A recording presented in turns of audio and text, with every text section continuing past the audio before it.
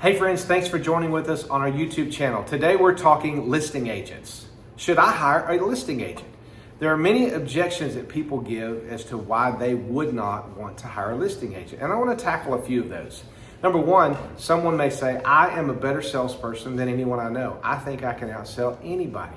The reality of it is you very well can. However, have you considered this? That when you are trying to sell your home by yourself, you may not have access to buyers that buyer's agents would have access to. There's over 1,000 agents that are connected with our local MLS. And so a listing agent who lists your home, puts that on MLS, will get that information out to a number of other agents who represent buyers who want to come and purchase homes. So while you may do a great job of selling on your own, you're probably not gonna outsell 1,000 different people at the same time. Secondly, in this is very closely aligned is how you market that. Someone may say, well, you know what? I've got access to Facebook. I've got access to Marketplace. I'll take pictures on my own. I'll put those out there. I should have it sold by the end of the week. And that may very well happen. However, a listing agent can connect you with MLS. They can put your listing on MLS, and that's going to send that out to other entities like Zillow.com, Realtor.com, some of these other agencies. Whereas if you put this out on your own, in your Facebook account only, in your marketplace, it's probably going to shrink the pool of people that you're going to reach. Whereas if you had a professional real estate agent who is listing your home, listing your property, representing you, they can get the word out a lot better, likely. A third one is, I don't want to spend the money on an agent when I can save money selling on my own. And again, you may be able to save some money selling on your own. However, with selling on your own, because you're a one-man gang or one-woman gang, you don't have a lot of folks working for you or anyone, because you're not able to get the information out to as many people as agents are, you may not be able to get as much on the asking price because there's not as much information going out to as many people as it could. A good agent can put that word out, can go ahead and promote your property, and they may very well be able to ask a little more money than you could sell on your own, and that may absorb some or all of the cost that you would have had if you hadn't had the agent in the first place. Okay, here's another one.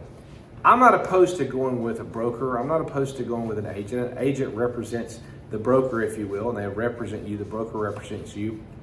I'm not against that, but I want to try it on my own first. And you know what? Maybe a great idea. Maybe you put a sign out in the yard and sell it by Saturday.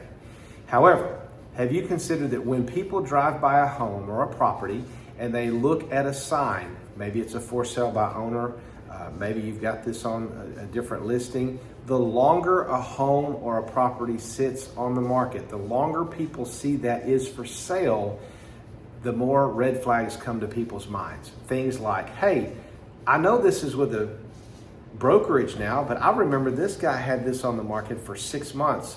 I wonder what's wrong with that house. I wonder why they couldn't sell it. If you're going to sell a property, why not put your best foot forward and hire a professional agent to help you from the very beginning? Here's another one. I've bought and sold houses before. I think I know what I'm doing, and you very well may.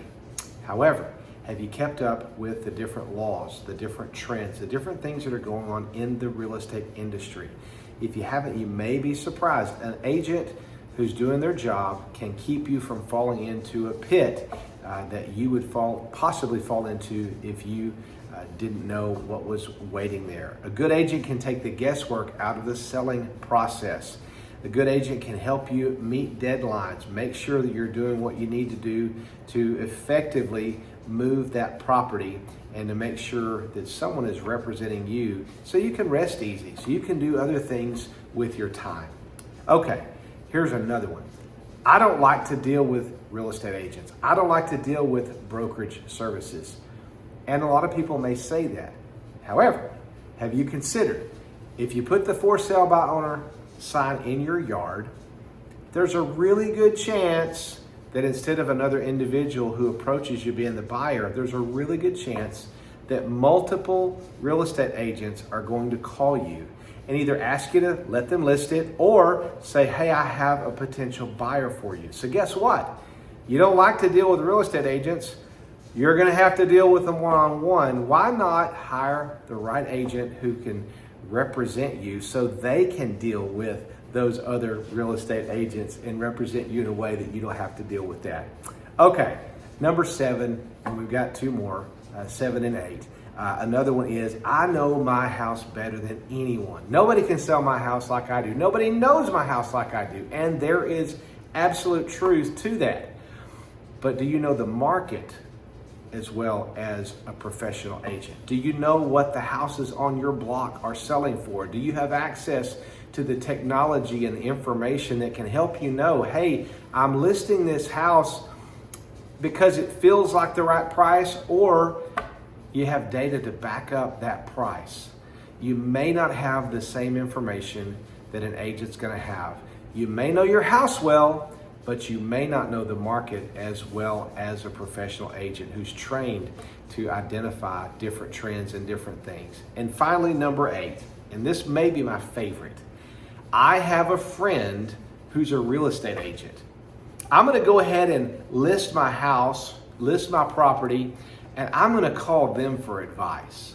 Well, they may be a good friend and they may absolutely be willing to help you. However, that may tax this relationship more than you want to. What do you mean? They're my friend, for crying out loud. Well, let me position it a different way. Let's say you're a CPA. Let's say that friend begins to call you and say, hey, I need some help. I don't want to spend any money on a CPA. I want to save money on my taxes. Can you help me identify how to save on my taxes? And I'll give you a thank you at the end of the day. Might not feel too good. Or if you're a mechanic, if that friend called you and said, hey, I really need some work done on my car, but I don't want to spend money with you. I don't want to spend money on another person in this profession. What I'd really like to do is call in a favor. Could you come over this Saturday, coach me through how to change a part, show me how to work on my transmission, show me how to work on my engine, to put a new starter in? Can you just be there and donate your time to me so that I can do something? Because honestly, I don't value you or your profession well enough to just go ahead and trust you to help me. Well, these are 8 objections that people may give. There's probably, I don't know how many more, okay?